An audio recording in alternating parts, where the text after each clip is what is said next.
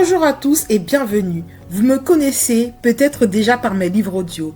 Aujourd'hui, je lance une série de podcasts sur YouTube pour parler des relations toxiques, qu'elles soient amoureuses, familiales ou même spirituelles. Le but ? Offrir un espace où des personnes, en tout anonymat s'ils le souhaitent, pourront partager leur expérience réelle. Ces témoignages, on les intégrera dans la continuité de mes livres audio. En entendant des histoires authentiques, vous pourrez mieux vous identifier, comprendre les mécanismes et saisir pourquoi j'écris ces ouvrages. D'ailleurs, si vous souhaitez aller plus loin et approfondir votre réflexion, mes livres sont disponibles à la vente sur Amazon. Alors, rejoignez-nous, écoutez, partagez et avançons ensemble vers des relations plus saines. Bonjour à tous. Alors là, ça va être un podcast de témoignages très particulier car aujourd'hui, nous allons accueillir Aurélie qui va nous parler de sa relation toxique, mais vis-à-vis de ce qu'on appelle une secte. Aurélie va nous présenter son histoire qui est très particulière et justement qui pourra servir à d'autres personnes qui auront vécu la même chose, que ça soit via une secte, une religion qui exploitent les gens, des sectes entre guillemets qui vont profiter de la vulnérabilité des personnes à une période de leur vie bien précise, souvent lorsqu'ils ont par exemple perdu un proche, perdu un boulot, etc. Et de par ces informations que ces personnes-là vont donner à ces sectes, elles vont profiter pour pouvoir gagner de l'argent ou gagner du pouvoir sur ces personnes-là. Donc, nous allons commencer par le témoignage d'Aurélie. Bonjour Aurélie, comment vas-tu ? Ça va, merci, et toi ? Moi, ça va, merci. Alors, peux-tu nous décrire le type de relation dont tu souhaites nous parler et comment elle a commencé ? Alors du coup, je voulais partager mon histoire, c'était par rapport à la dépendance affective et où ça peut nous mener dans certains accompagnements. D'accord. Spirituels et pseudo-thérapeutiques.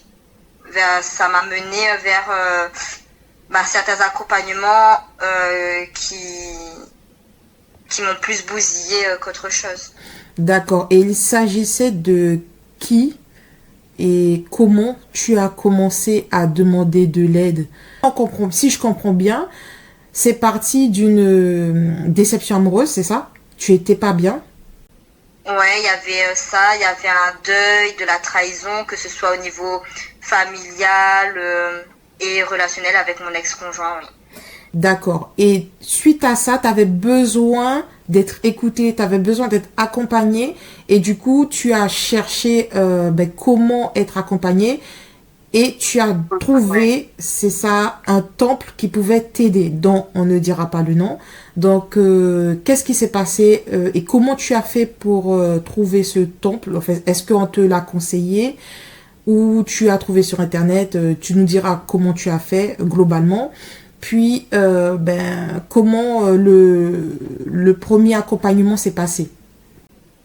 D'accord. Alors, à la base, j'étais déjà suivie par un psy. Et j'avais quand même un côté où je recherchais plus, en fait, parce que je voulais quelque chose qui m'aide vraiment à me reconnecter à moi. Et j'avais aussi ce côté un peu spirituel que je recherchais, que j'avais envie d'apprendre. Et du coup, c'est en allant sur les réseaux sociaux, je pense qu'après l'algorithme s'adapte à ce qu'on recherche aussi. Je suis tombée sur un compte qui parlait de spirituel et qui mettait en avant le fait d'avoir aidé des femmes à se retrouver, à se reconnecter à elles-mêmes tout en utilisant la spiritualité. Donc ça correspondait vraiment à ce que je recherchais. Et qu'elle avait accompagné certaines femmes qui faisaient des thérapies, qui enchaînaient des thérapies avec des psys et compagnie depuis plusieurs années.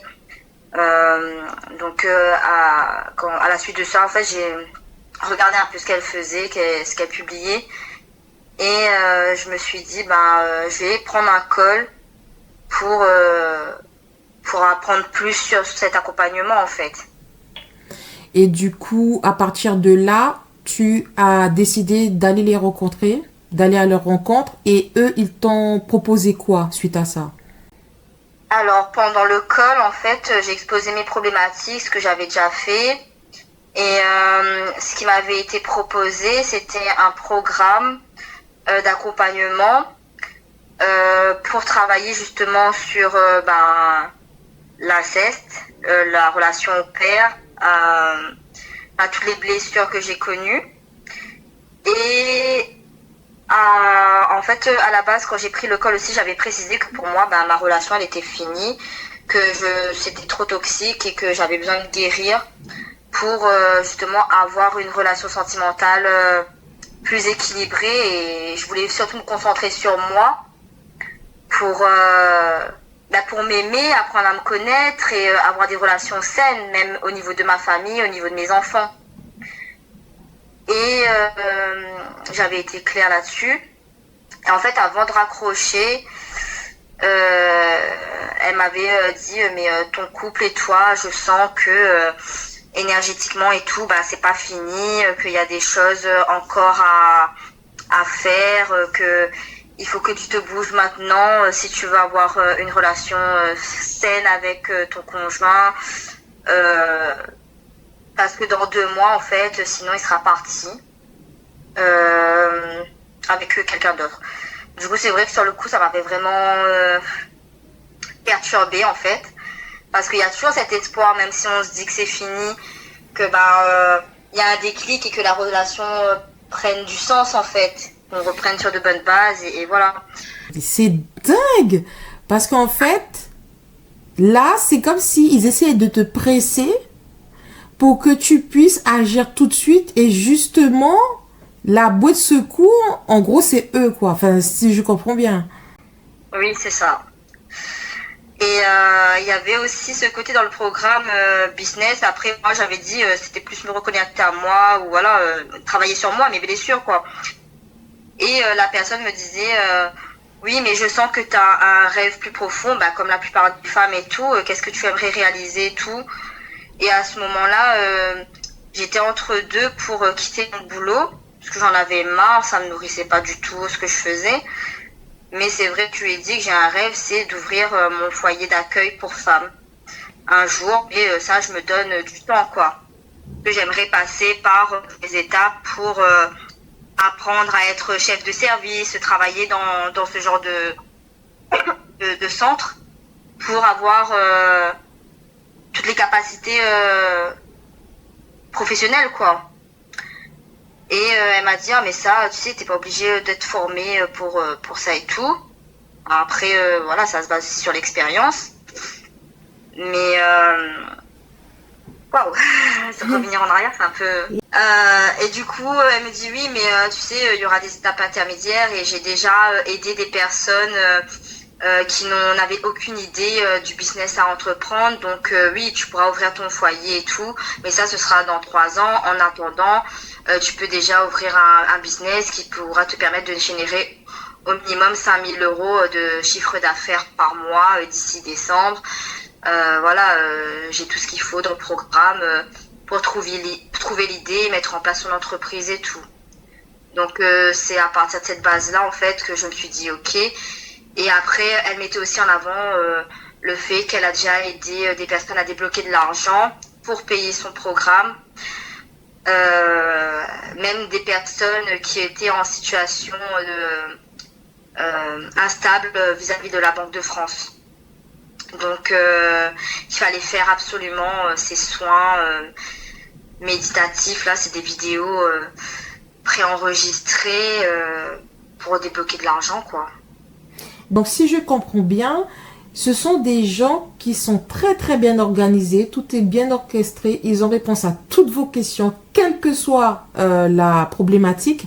Et de ce fait, ils arrivent très bien en fait à vous persuader de rentrer et d'accepter en fait leur programme. Du coup, quel a été ce programme en question? Donc, est-ce que tu peux nous donner les étapes de ce que tu devais faire concrètement pour pouvoir adhérer? Bah, du coup, en fait, quand elle m'a annoncé le prix, j'ai dit, oh, c'est un peu cher quand même. Parce que elle m'a annoncé 35 000 euros. Waouh! Du coup, je dis, mais j'ai pas du tout les capacités financières pour ça, j'ai pas d'argent de côté pour ça. Après, voilà, elle m'a mis en avant le fait de pouvoir faire un crédit, que si je fais les soins et tout, je pourrais le débloquer. Et je me suis dit, écoute, vu que tu me débloques ces fameux soins, je vais essayer, quoi. Du coup, j'ai fait les soins matin, midi, soir, comme demandé, sur plusieurs jours, jusqu'au rendez-vous avec la banque. Et effectivement, j'ai la banque qui a débloqué le crédit. Mais avec du recul, à ce moment-là, en fait, la fiche de paie, c'était 3 000 euros mon salaire. Donc, débloquer 35 000 euros, en vrai, vu que j'avais jamais eu de soucis particuliers d'argent, ça allait être automatiquement accepté. Mais moi, je me suis dit, je suis mère célibataire. Oui, à ce moment-là, voilà. Pour moi, ça n'allait pas être débloqué. En fait, si ça a été débloqué, et je me suis dit, c'est grâce à ces soins, en fait. Ah, ok, d'accord. Donc voilà, effectivement, tout a été bien organisé. Ils sont très forts dans la psychologie humaine, donc ils connaissent tout. Ce sont des gens qui non seulement ont étudié la psychologie humaine, etc., comment utiliser les faiblesses des autres, mais également qui sont bien renseignés sur tout le système financier. Parce que la personne, elle a fait des études justement aussi dans le commercial et le marketing au final. D'accord, ok. Donc, en soi, oui, elle est rodée. Mais c'est avec le recul qu'on s'en rend compte. À la suite de ça, je lui ai dit, écoute, j'ai débloqué le crédit, c'est bon, j'ai l'argent qui est là. Et je rentre dans le programme en sachant que ces 35 000 euros-là, sa secrétaire et tout, et puis même elle avait dit pendant le call qu'il y a une partie pour une connexion aux divinités. Parce que si on travaille avec elle, il faut absolument faire sa connexion aux divinités pour pouvoir exceller dans son domaine, parce que chaque divinité agit sur un domaine en fait. Après, finalement, je connais pas trop les divinités, donc je pourrais pas dire exactement comment elles agissent. D'accord. Mais voilà. Du coup, Aurélie, est-ce que tu peux nous dire, bon, jusque-là, tu n'avais rien vu, je pense que tu étais confiante, mais est-ce que tu peux nous expliquer à partir de quel moment tu t'es dit, là, il y a peut-être un problème, peut-être que je me suis fait avoir. En gros, quels ont été les premiers signes? Déjà, premier signe, c'est on se dit qu'est-ce qu'on est en train de faire, mais on s'écoute pas parce que on sait toujours, enfin, vu que dans ma relation et même mes relations, que ce soit familiales ou autres, je manquais énormément de confiance en moi et d'estime. Je me disais toujours, de toute façon, je connais rien à la vie et je suis trop bête pour pouvoir réfléchir par moi-même. Je dois faire confiance aux autres. Parce que c'est moi qui m'auto-sabote. En fait, j'avais déjà intégré ce truc-là. Donc, je m'écoutais pas. Et puis, le premier mois, ça correspondait à ce qu'elle avait dit. On devait travailler sur soi. Donc, je me suis pas plus posé de questions que ça.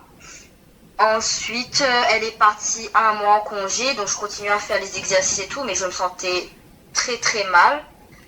Et sa secrétaire l'avait contactée et elle avait dit de me dire que il faut que je fasse absolument mon soin spirituel pour débloquer ma vie et aller mieux, quoi. Et après, en fait, au courant du mois, elle m'a dit de venir sur Paris pour faire ce soin et arriver sur place. C'est là qu'on m'a dit que je n'ai pas d'âme, pas d'ange gardien et d'ancêtre et qu'il faut absolument faire 2 soins intermédiaires. Du coup, arrivé sur place, en fait, je sais pas, j'étais tétanisée. Et j'avais posé la question en quoi ça consiste et tout. Et j'avais pas compris que c'était du vaudou. J'avais pas complètement compris ça. Et pendant le premier rituel et tout, je me suis rassurée en me disant qu'on utilise des prières catholiques. Me rassurer en fait pour me dire bon allez, il y a quand même les prières catholiques, donc c'est pas grave. Mais j'avais tellement peur, donc je suis revenue le deuxième soin. Et après il fallait replacer le troisième rendez-vous dans plusieurs mois pour finaliser, parce que le soin principal c'était les connexions divinités, mais comme il fallait ces 2 étapes là avant, voilà, on pouvait pas faire dans l'immédiat. Au retour de ces vacances, on a repris le programme, sauf qu'elle avait tout changé et qu'elle mélangeait le travail sur soi-même et le business. Et c'est là que je me suis rendu compte que sa partie business, il y avait rien en fait. C'était vraiment des vidéos en live la plupart du temps qui étaient faites sur le coup.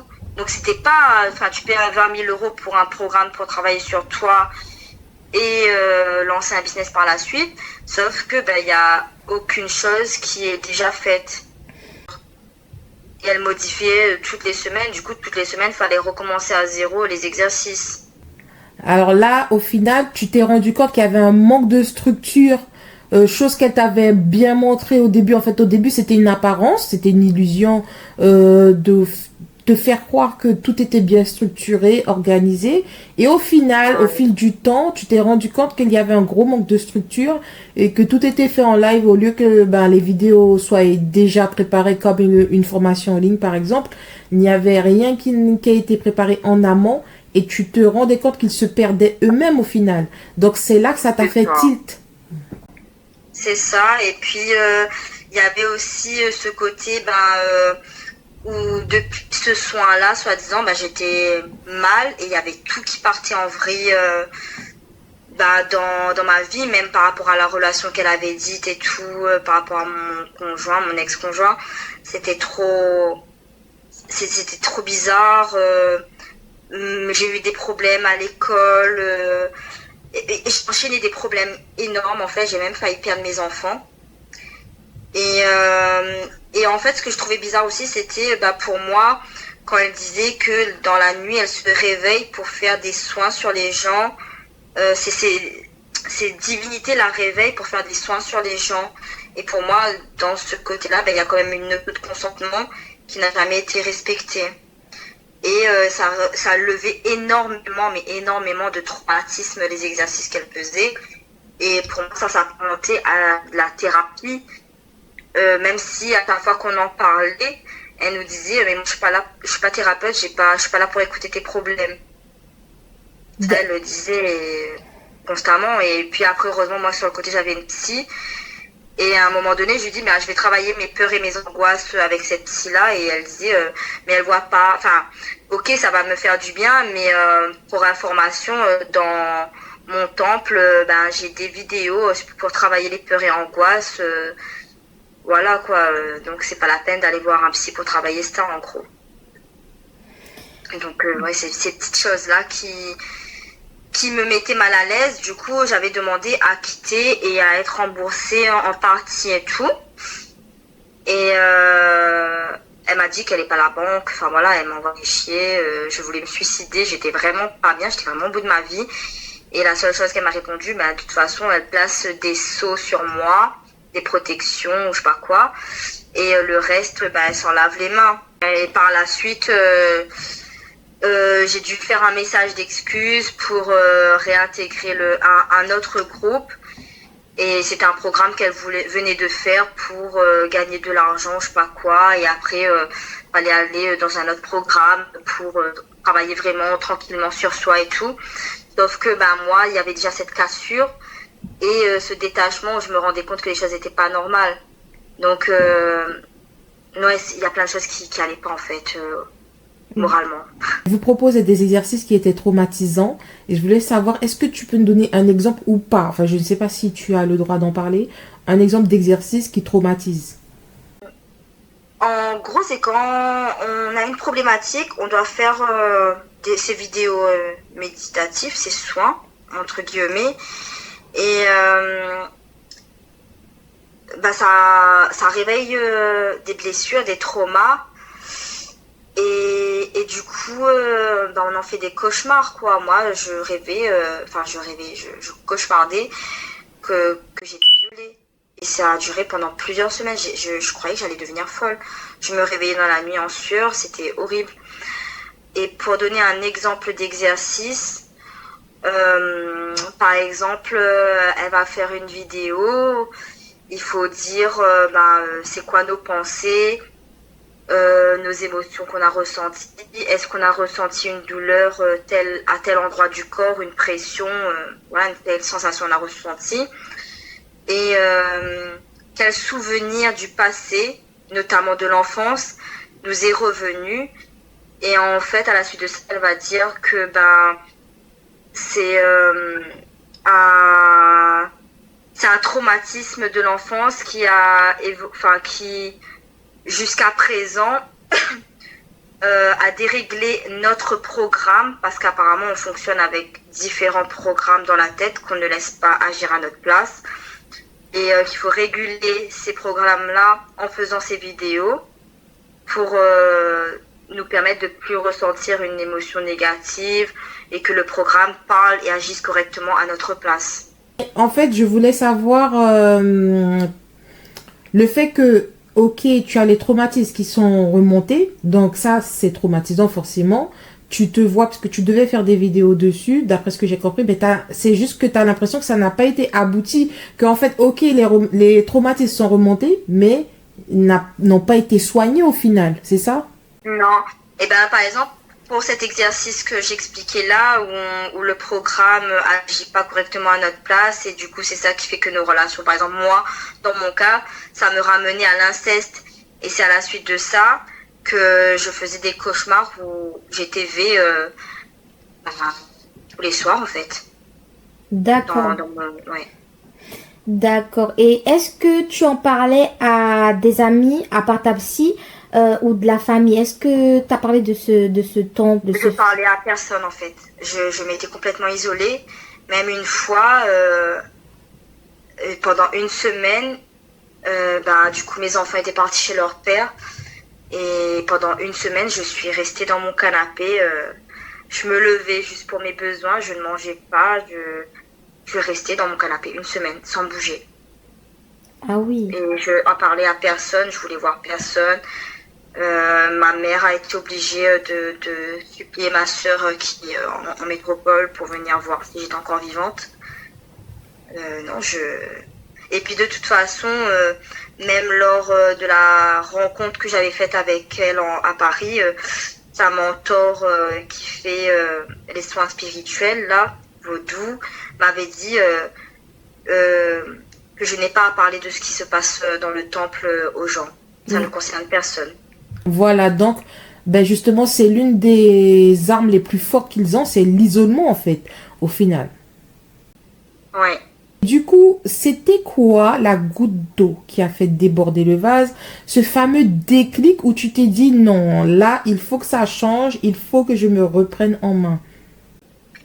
Le fait de me dire que là, je suis vraiment sur le point de perdre mes enfants, enfin, perdre la garde de mes enfants, que j'avais vraiment de me tuer. C'était horrible, j'arrivais plus du tout à penser par moi-même, les incessants dans mon sommeil. Et après, j'ai demandé à mon médecin parce que j'ai oublié de préciser, c'est que quand elle m'a exclue la première fois du groupe, je me suis dit je vais me mettre sous antidépresseur, sauf que quelques mois après, j'ai dû demander à mon médecin du coup de doubler ces antidépresseurs et je voulais me faire interner. Et en fait, j'ai pris le temps du coup de parler de tout ça en fait, de vraiment consulter une autre une psychologue du coup, et de détailler tout ce que je suis en train de vivre. Et cette personne m'a dit, mais madame, en fait, là, vous êtes dans une emprise sectaire. Et c'est là que ça m'a vraiment sorti de là, en fait. D'accord, ok. Donc vraiment, le fait que tu as vu que tu étais en train de perdre tes enfants, là tu t'es dit là c'est pas possible, là ça va trop loin. Tu t'es rendu compte qu'au final, c'était plus en train de te faire sombrer plutôt que de t'amener vers la lumière au final. Donc là, tu t'es dit, mais au lieu de guérir, je suis en train de sombrer, je vais perdre mes enfants, ma vie est devenue pire que ce qu'elle était avant que je ne rentre dans ce fameux temple.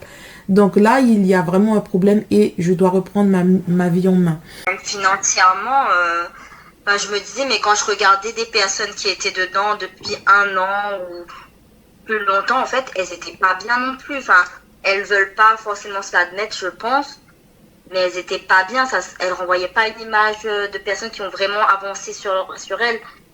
Et beaucoup étaient à la Banque de France. Et même moi, j'étais à un point où je me disais, mais est-ce que je vais pouvoir repayer mon loyer et tout? Ouais, ça a commencé à être compliqué. Et j'ai dit non, je vais me mettre à la Banque de France et parler de ça. D'accord. Et quelles ont été tes premières actions pour te protéger? Déjà, franchement, les antidépresseurs, ça m'a beaucoup aidé.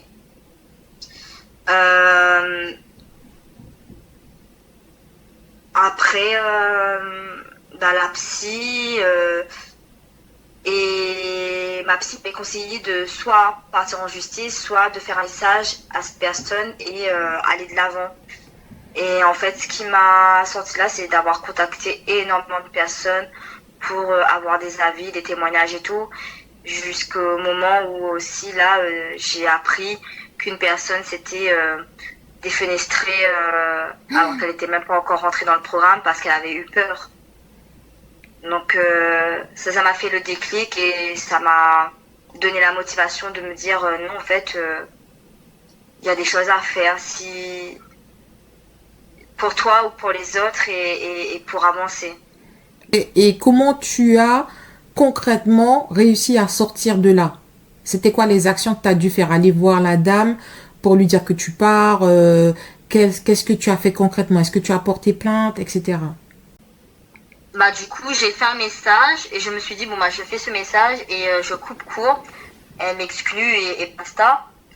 Et j'essaie de me relever tant bien que mal. Et après, en fait, non, c'est vraiment en recueillant les témoignages et tout, je me suis dit, non, il faut que j'aille en justice. Il faut qu'on me rende ce qu'on m'a pris, émotionnellement, financièrement. Donc là, j'ai entamé des dénonciations à la Miviludes. J'ai entamé à la répression des fraudes aussi. Et j'ai pris une avocate. Waouh, très bien. Donc, et en fait, j'ai appris aussi en faisant mes recherches que cette personne-là, depuis 2022, elle avait déjà été signalée, mais elle avait fermé sa première entreprise à la suite d'un scandale.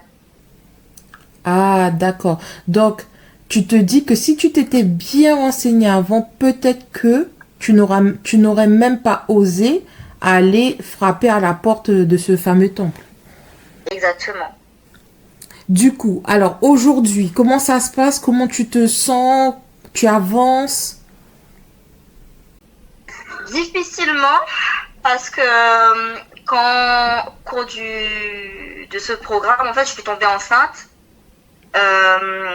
Et en fait, elle m'avait fait peur sur le fait que si j'avorte, ma vie elle est pire qu'avant. Et là, je suis censée accueillir mon enfant dans 2 mois. Et c'est compliqué, en fait. C'est compliqué. Donc, qu'est-ce qui est compliqué? D'avancer parce que ça me fait un peu rappeler aussi que j'ai merdé. Que c'est difficile d'accueillir cet enfant correctement.